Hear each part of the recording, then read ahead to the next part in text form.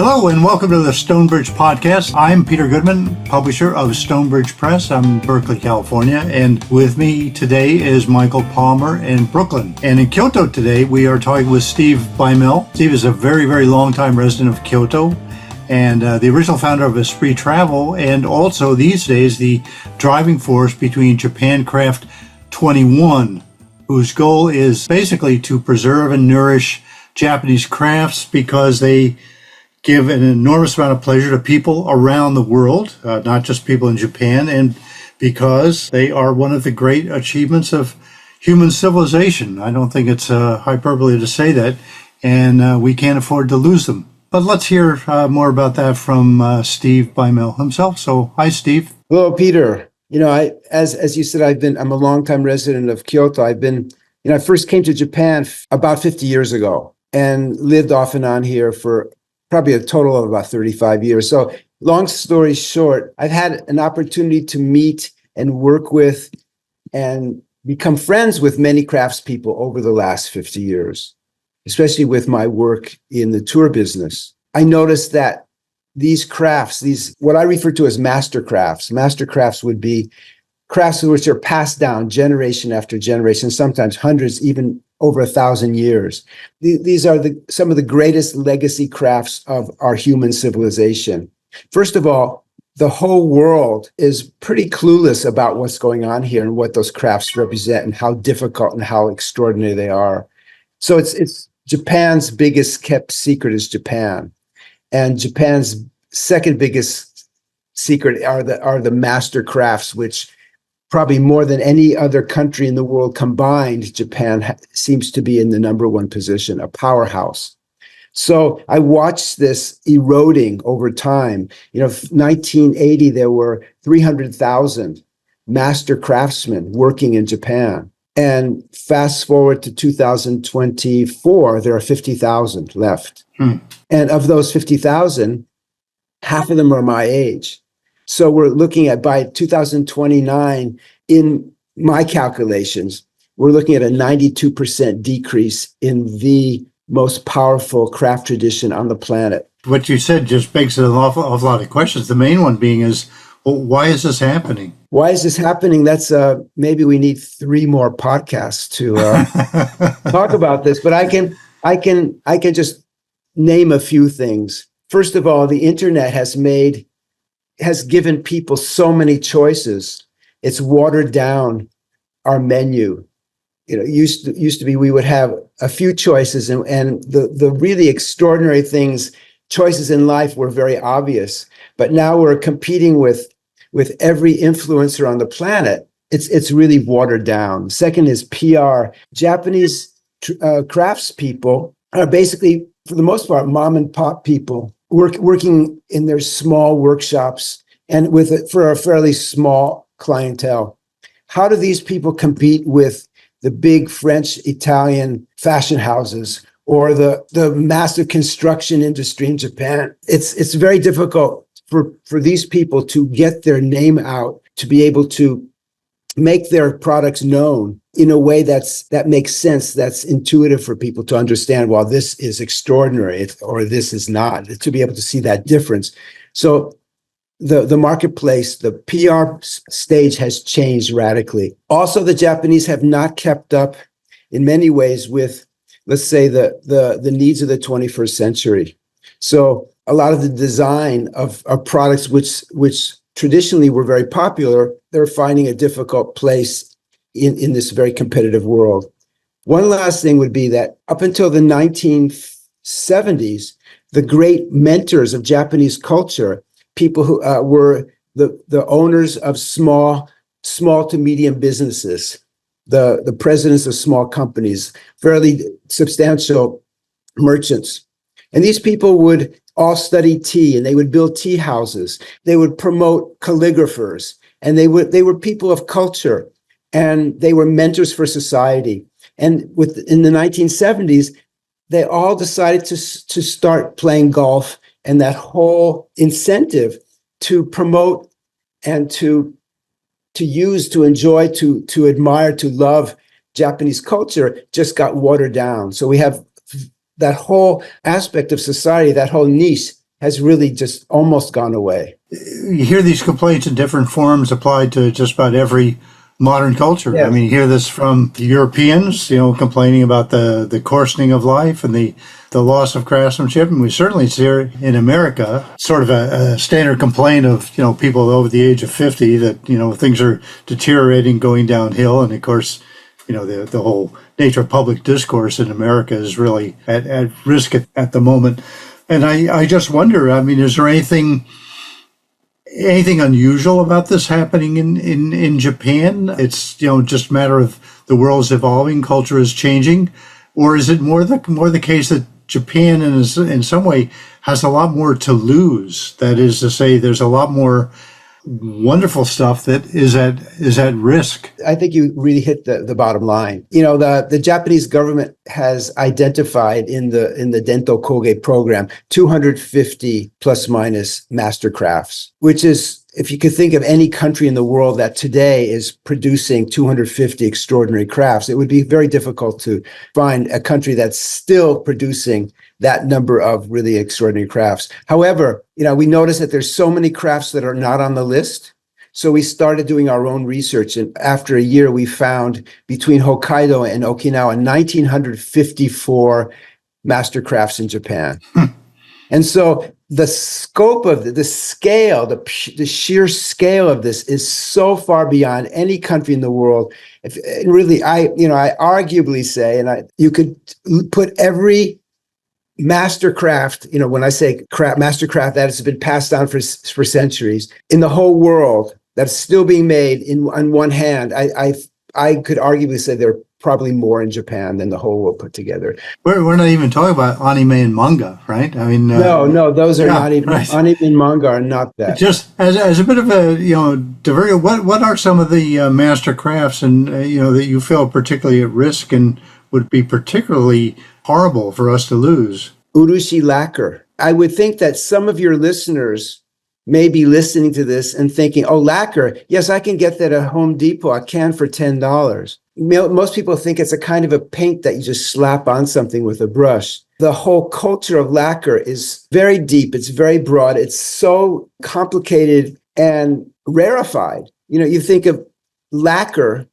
The lacquer substance, the urushi lacquer, is a sap from a tree, and that tree in its entire life produces 6 ounces of lacquer. That can that costs $10 at Home Depot will probably cost hundreds of dollars. Yet it produces the finest, the hardest, the most gorgeous gloss in the world. The finish is superb, and so you have this whole tradition of lacquer. And then it's not just putting coating on something. It's about a 50-step process that takes months to produce something. And there are permeations. There's makie, which is gold that's just placed on the surface in patterns. There's mother of pearl inlay. There's kanshitsu, which is dry lacquer, which is a whole different species of lacquer making. So you have these extraordinary forms which the whole world, nobody even knows about this. When I say nobody, very, very few people in the world know about this.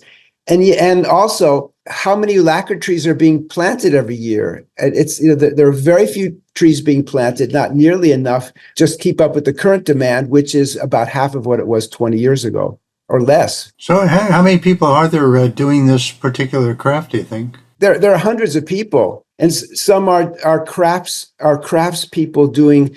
Let's say, as Yanagi Soetsu, the great master of philosopher of the 20th century, would speak of making a craftsperson who makes repetitive things in fairly large numbers for daily use for a lot of people. So those would be the master crafts people. Then we have the master artist crafts people who are making one-of-a-kind pieces, which are, great works of art.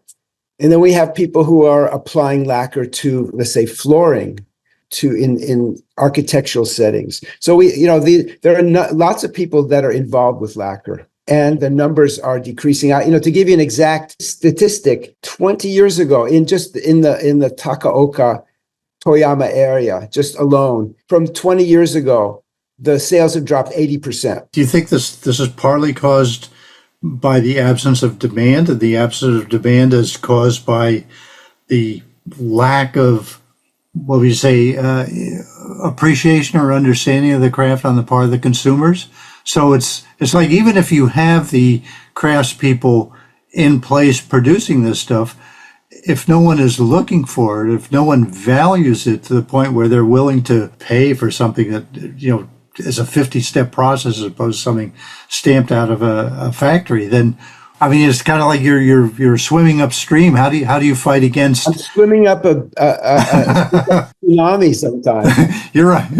You're going up Niagara in a barrel instead of down, right? So you speak to a person who's my age, a consumer, and you speak about lacquer. And generally speaking, the general population, they will know how special it is, how important it is, and how $10 miso shiru bowl is not the same as $100 miso shiru bowl, and they'll know that. But this generation of young people they don't have no idea how to discern the difference and why you would spend $100 to buy something that will be in your family for maybe generations, as opposed to 10. And that's as true in Japan as it is in England or the United States. Exactly. So how do you persuade a young Japanese person, say, well, you're going to devote yourself to this craft, and first 7 years of apprenticeship, you're going to sleep in very austere conditions, and maybe not spend a lot of time with your friends, and et cetera, et cetera. There's not much appeal to that life for young people these days, is there? Well, I think there are a lot of young people who are interested in becoming craftspeople. There's just not a lot of opportunities. And I hear this from a lot of craftspeople. They say, I get a person coming every week applying to be an apprentice in one field or another, and I turn them all away because I don't have enough work myself to sustain an apprentice. It's a very complex situation. We have to educate people and remind them how extraordinary the things are, people who live in Japan and the rest of the world. I mean, when people know what urushi is and they see it and they understand it, there's a really good chance that they will purchase something. But at this point, it's a best kept secret. And is the market still pretty much domestic Japan? There's not a lot. The market is almost entirely domestic Japan. And is it possible to change that? I mean, presumably there is a big market for it, among, say, wealthy art collectors, aficionados around the world. There is some market for that overseas, but the market for everyday beautiful lacquer pieces has not extended to the West. We are trying to do something to answer that question through our various programs. But it's you said, we're swimming upstream into a tsunami. So it's a lot to educate the entire planet. But we don't need the entire planet. If 1/100% of the people, let's say, of an age and a demographic who are ready to purchase things for their home, we don't need billions of people, just a few thousand people, not even that, maybe 1,000 people around the world who would start to buy these for their everyday use. It could totally change the picture here. Well, do you find it odd to find yourself as one of the leading spokesperson for Japanese crafts, you not being Japanese yourself, someone who kind of dropped into the culture when you were already an adult? Do Japanese look at you and say, why are you doing this? It reminds me a bit of, what was it, Fenollosa, in the 19th century? Yes. People look back and they say, well, the Japanese really didn't appreciate what they had. Ukiyo-e prints were used as, for wrapping. And it was, someone else outside of Japan who said, you don't realize how fabulous this stuff is, what you have right at your fingertips. You should appreciate it more. And I suppose these days, Japanese are very grateful that their arts were recognized and valued. What's the situation now? I mean, do you feel, there's all this news in the States, at least, about cultural appropriation and people going in and sort of making all these assumptions about other cultures and what should be important to them, applying, asserting their own values, say, on top of someone else. Do you ever get any kind of pushback for that, or do you find, or the Japanese people, themselves kind of look at you and say, why are you doing this? Shouldn't this be my job? I've had no pushback at all about what I'm doing. There's a lot of appreciation for what Japan Craft 21 is doing. And I often hear people saying, well, why aren't we, the Japanese, doing this? I get asked that all the time. Yeah. And I've thought about this a lot. I think every culture has its blind spots. And this just seems, self-promotion has never been a Japanese strong point. As a creator of tours and bringing many people to Japan, it just seems like it took an outsider who could see the value and to be able to express enthusiasm about it. But it sounds like for your project to succeed, you really need the Japanese themselves to see the value here and create a space in their homes for a lot of these crafts. That's a very good question. We're thinking about that a lot. Most of our volunteers and all of our staff are Japanese. Most of our funding comes from the West. 95% of our funding comes from America, or at least the Western Hemisphere. 5% comes from Japan, but all the people helping and volunteering their time, putting themselves on the line to really assist us, these are Japanese people. And these people really believe in what we're doing. You're doing a lot, but are there also Japanese-led initiatives, say, by prefectures or by the national government promoting Japanese crafts?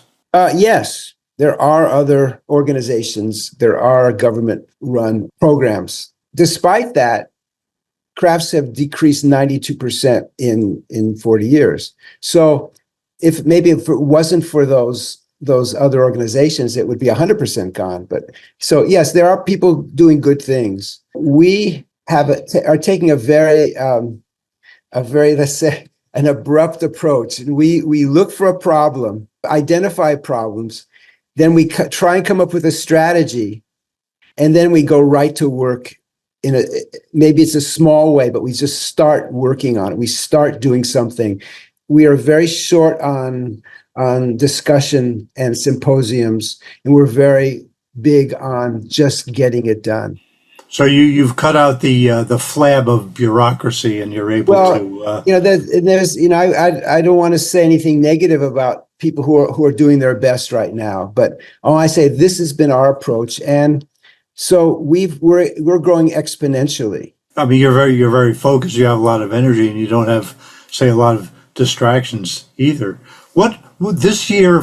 What are the main initiatives? What are the main focuses of Japan Craft 21? One thing that we did very early on is to create a contest, because there were so many problems in this craft culture. There's so many things that needed to be dealt with. We didn't know where to begin. So we started a contest where we had all of the craftspeople come to us with the problems and their solutions. And we got to choose the best solutions, and we awarded those people prizes for their intelligent approaches to what they were doing. So we started, we're in our fourth year right now, the Japan Traditional Craft Revitalization Contest. And we're looking for people with, first of all, they have to have extraordinary skill in what they make. It has to have great design. They have to have a very good idea for a project that will revitalize their craft for the 21st century. They have to have guts and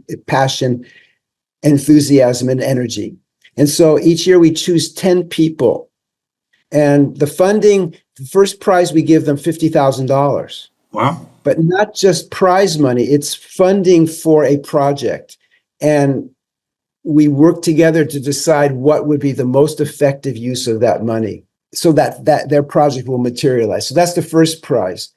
The second prize is given to 10 people, and they become part of our craft leader program. So now we have done this 3 years. We have 30 craft leaders of various different craft genres.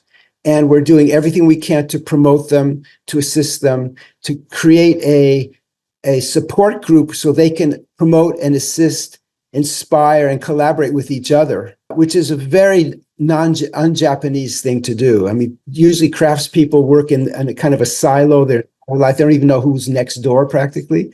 And now we have a group where people of all these different genres, we bring them together for meetings, for processes. We create exhibitions for them. We have an online showcase gallery of their work. So, and we're doing a lot to promote them. Another program is what we have for our craft leaders. One of those a sub program is our apprentice program, where help to find and match potential apprentices or staff with our craft leaders. One part of that is our textile dye program. And as you may know, Japan's textile industry is one of the finest in the planet. But 30 years ago, there were, for example, 1,200 weaving shops in Kyoto, and there are 50 left now. We identified with one of our winners, who is a kimono producer, designer of extraordinary talent. We've identified 10, 70, 80, and 90-year-old guys who are the master dyers of the world, have no one to take over in their skills. Some of them are the only ones who know how to do certain things, who are only capable of doing certain things. And we found 4 journeyman dyers in their 30s who have already 5-6 years of experience, and we are paying their living expenses so they can train full time with these 10 elderly guys. And so that's a very exciting program, and it's something we're seeing results immediately, and there's a lot of energy with that. So we're trying to bolster that. We would love to have many more apprentices in our apprentice program. That's amazing, and it really sounds like such a smart thing to do, because I mean, not only are you trying to encourage appreciation for these crafts, but you're actually figuring out how to create the craftsmen of the future. I mean, it's really interesting. You're not starting with high school kids. You're starting with people who are already like very, very skilled. And so you're kind of leveraging their talent and their proven skills, kind of encouraging them to take it to the next level. And they certainly appreciate what they're getting into, probably more than someone who would be starting out with no experience at all. Exactly. And because they know what they can do. And when they see what these masters can do, they're in awe of what the masters can do. Yeah, I'm sure. Thinking about someone who with Yuzen brushes, tiny little brushes, can create a gradation of color along 13 meters of silk that just blends from color to color seamlessly. I mean, it's miraculous. Yeah. And so the person who we are promoting, our craft leader, Takemi Asako, I think of her as the Coco Chanel of kimono. She's brilliant. And she knows that young women in Japan, for the most part, don't want to buy a kimono with cherry blossoms and wisteria and chrysanthemums on it. They want something that's very chic, has a contemporary feel, but that's subtle, that's striking, that they'll be able to wear for their whole life. And so her designs are just amazing. And I bring groups of people, visiting members to her all the time, and the jaws drop to the floor. The designs are so extraordinary. Before I forget, I want to give you the opportunity to tell people how they can contribute to your efforts. Over a period of 4 years, we've gone through the arduous process in order to make donation really, really easy for people. So we've finally gotten to that place. First of all, we had to become a nonprofit in Japan, it's not like in America. It took a long, long time. So we became a nonprofit, and now we can offer people through an affiliate organization in the States tax benefits with 501c3 qualification. All they have to do is go on our website and click on donate. It's at the top of the homepage, and they'll have 5 different ways they can donate. They can do it by check, by wire transfer, by credit card, any way they want to do it. And that website is www.japancraft21.com. Yeah, those are numerals 21, 2 and 1. Well, I would encourage everyone to go there and check out that website, because it explains a bunch of the things that you've been talking about today, and also gives a very coherent rationale for what you're doing and why it's important. Hopefully, people will actually have a chance to go to Japan either through you or on their own, go to museums and, visit some of the craftspeople and see this stuff on their own, and maybe, buy some of the stuff and take it home with them. And on that subject, I wanted to ask you, since you're very experienced dealing with the travel to Japan. It's now post-pandemic Japan, and the reports we're getting here in the U.S. is that Japan has been swamped by tourists, and there are all these crazy stories about the streets of Gion being kind of closed off, and people in various villages holding up big banners so people can't stand and gather there to look at Mount Fuji. I mean, these crazy stories.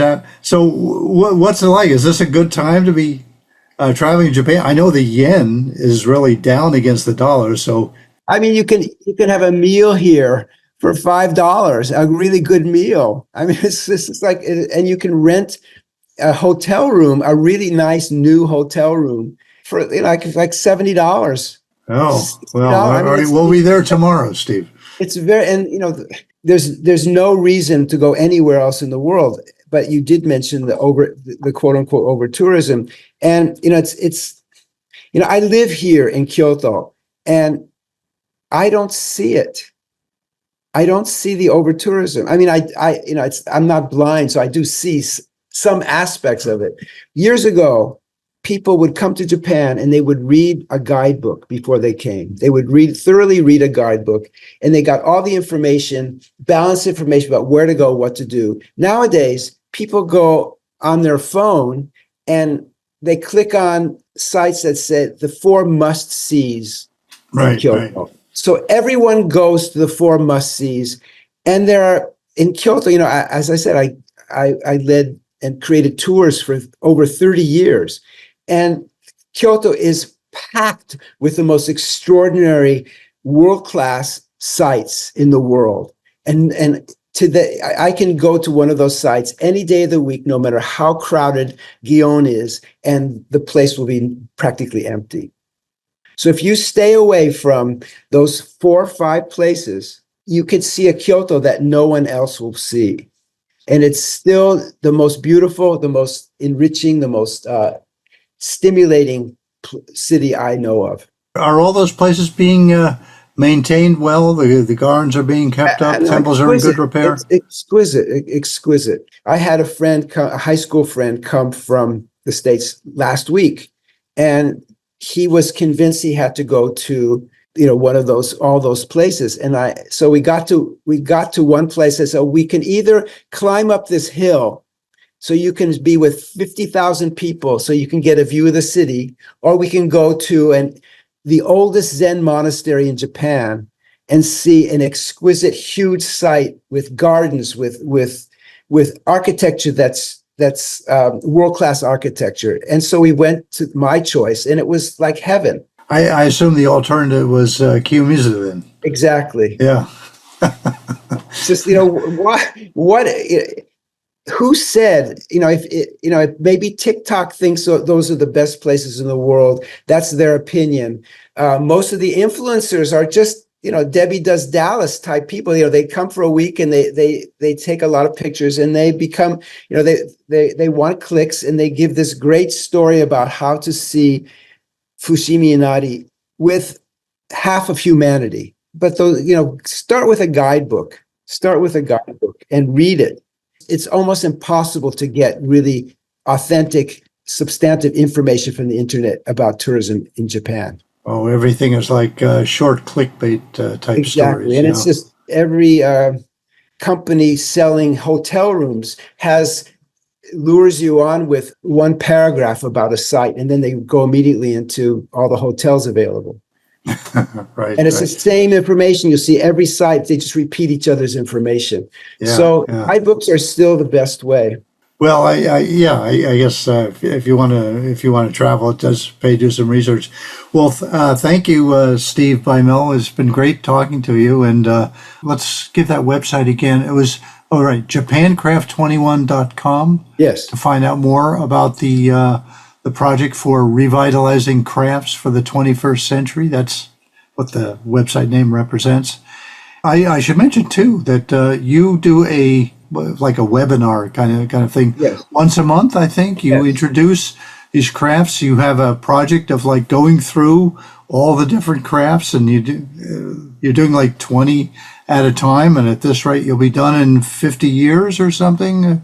Something like that. Yeah. But also, we have topics such as Japanese aesthetics, and just giving a lot of visual examples of all the different Japanese aesthetics and how they came about, how to understand a Japanese garden, not just going and seeing pretty rocks and trees, but why is it so spectacular? What is it that gives you a sense of great size when in a tiny area?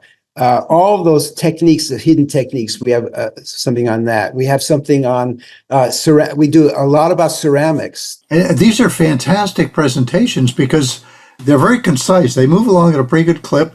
It's an hour, and you're very good about time. You get a very big crowd. I'm really impressed with the number of people who show up, and it's all illustrated. So it's not like you're just a talking head, but you are really showing exactly what you're talking about.